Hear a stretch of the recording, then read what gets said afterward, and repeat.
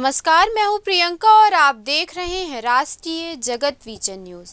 राजधानी रायपुर में एक के बाद एक फ्लैट में चोरी की वारदातों से लोगों में दहशत फैल गई थी, लेकिन अब रायपुर पुलिस को बड़ी सफलता मिली है। महाराष्ट्र के 2 अंतर्राज्यीय चोरों को गिरफ्तार किया गया है।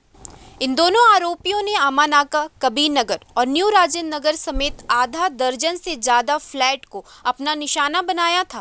फ्लैट खाली मिलते ही ये चोर ताला तोड़कर कीमती सामान लेकर फरार हो जाते थे।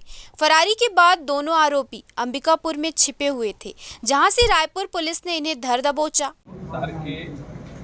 पास कॉलोनी के फ्लैट में चोरी की घटना घटित हुई थी, जिस पर थाना आमानाका, थाना कबीर नगर और थाना न्यू राजेंद्र नगर में 3 अलग अलग चोरी के अपराध पंजीबद्ध किए गए थे। इस आधार पर चूँकि रिहायशी पास कॉलोनी का था और तीनों फ्लैट की चोरी थी, तीनों में जिन घरों पर चोरी की गई थी।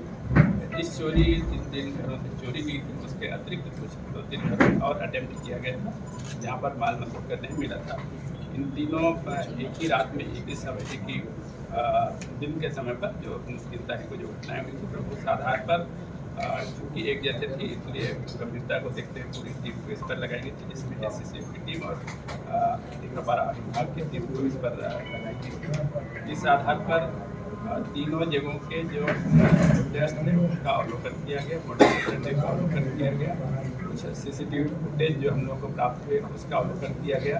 पाया गया कि तीनों एक ही गैंग के द्वारा ऑपरेट किया गया।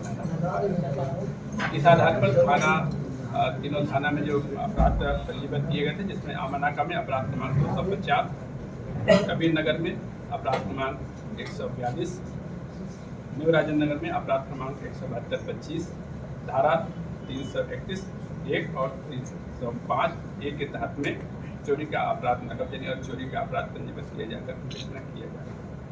इन सभी घटनाक्रम को देखते हुए ये स्पष्ट हो गई थी कि ये चोरी की जो घटनाएं हैं इसके द्वारा एक ही गैंग के द्वारा ऑपरेट किए गए और एक ही गैंग के द्वारा इस पर चोरी की घटनाएं घटित की गई। हम लोगों को जो प्रथम दृष्टया CCTV फुटेज और इलेक्ट्रॉनिक एविडेंस के माध्यम से पर्याप्त सबूत प्राप्त हो गए थे, जिस पर जो आरोपीगण को प्रथम दृष्टया में ही आइडेंटिफाई कर लिए गए थे।